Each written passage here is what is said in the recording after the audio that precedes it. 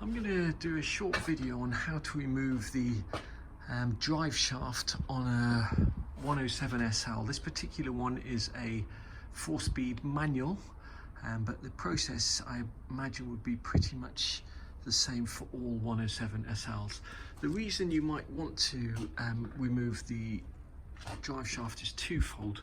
The first reason is if you look down at this drive shaft, which we've removed, you can see that the bushing, the central bearing here, I don't know if you can hear that, but that's binding slightly, and the bushing, the rubber bushing is supposed to be pressed in here, is completely disintegrated. So the first reason you might want to remove this here is to actually replace this bushing. The other reason you might want to remove the drive shaft is if your rear pinion seal here is leaking, which this one is. In order to change that seal in there, you need to take the drive shaft off. First thing you're going to need to do is take off this cover plate here. Now, we've just done a video on replacing these fittings here, our previous video, so you can see how to take that cover plate off.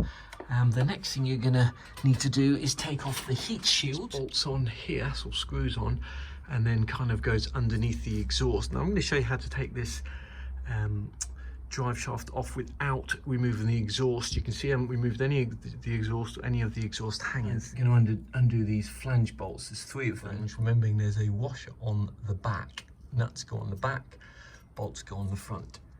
You need to take that plate off so you can access 2 bolts in there, which holds a central bearing on for the prop shaft to the actual chassis of the car. No, the big socket, so we're just using a small socket, but this nut is really tight. You have to try and find some kind of breaker bar to break it. Extract the axle from the differential side, but there seems to be a lot more space on the transmission side, so I'm going to try and extract this axle from the transmission side. And before I do, I've got to undo this mount here, and I've just got to remember that there's an Allen key fitting at the front and not at the back, so it undoes at the top here with a 20mm standard 20mm nut. Did the seal, you just got to remember that there's a washer that sits on the top, so it sits up here. Don't forget that when you take that out. We're going to clean that up, de-rust it, and see if we can get the rest of the axle out. Mounting gone, in theory you should just be able to pull this out. Let's give it a go.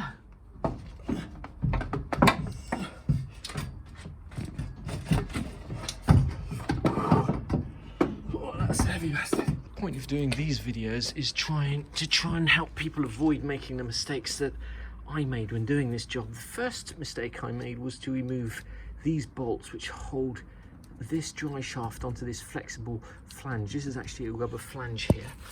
And these bolts don't actually need to be removed. You don't need to remove those bolts to remove the drive shaft. You might say that you do in a manual, but in actual fact, my experience was you didn't need to move them. What you do need to do is remove the bolts, which are exactly the same size, that connect this flexible flange here to the transmission, and on the other side to the rear differential. Once you've removed those 6 bolts, you then need to go up into the center of the car and remove the 2 bolts that hold this on. Now, this bracket is actually at an angle. It's quite tricky to remove one of these bolts, but I did it with a small wrench. And once you've removed those 6 bolts, including these 2 here, the next thing you need to do is remove the transmission mount. Place this bushing or bearing here. You're going to need to separate these 2 shafts here, and it's really important that you use something to mark the position of that shaft, of how it goes into here, to make sure that this axle side drive shaft remains balanced. Nut here is a 48mm nut, and if you haven't got a wrench big enough to undo that, you might be able to do it like this, just using a pair of pliers and an adjustable plumber's wrench on the pliers, and then bash this with a rubber mallet. You can see that it does actually work. So it'll save us going out and buying some big wrenches. which way that fits in, you also want to mark how far in it actually goes. So I've marked that with Tippex. Once you've done that, you just need a gentle tap at the end there, and that will separate. To the two parts, you can then test and see how bad your universal joint is. This one is slightly notchy. It just has a notch when it gets to the top. Once again, I'm not sure that's supposed to be the case. And there's also a slight notch this way when it moves. So I suspect after, I don't know, 250,000 miles that car's done, that's probably worn out. But Mercedes don't sell this part separately. You'd have to either take that to a universal joint shop and get them to refurbish that, or buy the whole new part, which I imagine would be eye-wateringly expensive. Next up, we're going to try and get this bearing out, and to do so, there's a little circlip. Actually a special tool to get these clips off, and it hooks in there, and when you squeeze it together it opens the clip. But if you haven't got one of those, a little watchmaker's screwdriver works as well.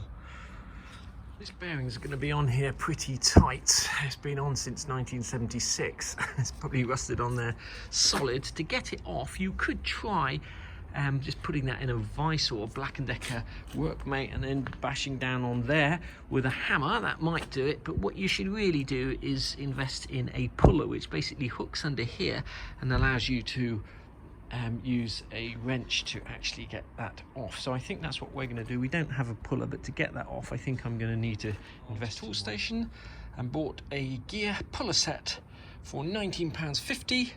And we're going to use the biggest one in there, the 150mm gear puller, to see if we can pull that bearing off. Well, that is coming off slowly but surely, but boy is it on there tight. Surprised that this mounting bracket here with the bushing, the one that costs £100 plus VAT from Mercedes, costs about £28 from the SL shop, and obviously you'd have postage on top of that.